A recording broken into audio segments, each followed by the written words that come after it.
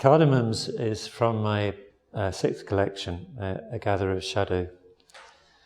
I was brought up in Barnet in North London in a large vicarage, one of these huge old vicarages. And one of my memories from there is that when I was about 8 years old, we had two Iraqi soldiers staying with us for some number of months. They slept in my father's bedroom. And by the time I wanted to find out a bit more about this, my father had died, and my mother couldn't really remember why they'd been there. My sisters think that they were probably there doing some kind of officers' training, that we had this big house and we had room to put them up. That might have been it. I guess in some ways, I'd almost rather not know, because it's kind of magical memory, and they were very lovely men.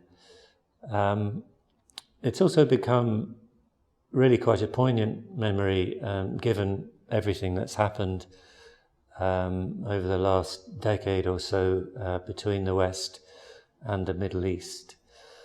So it's cardamoms.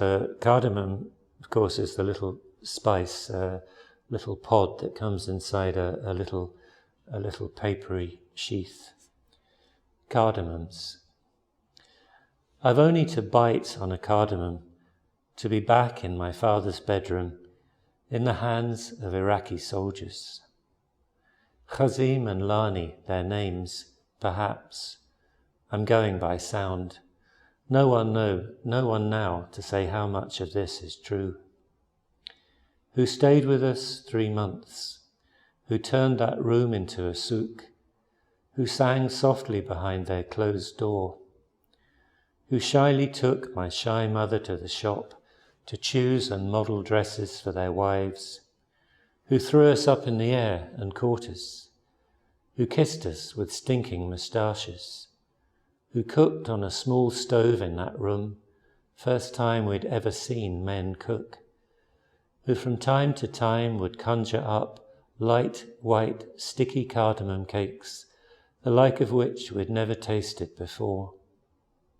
I've only to bite on a cardamom to see their zigzag over the lawn in an old car picked up for a song that neither could drive, to see them hit the gatepost as they leave and lurch out into traffic, into history.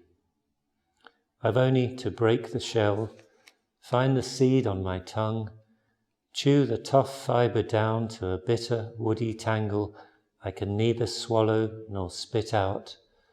That's all I have to remember.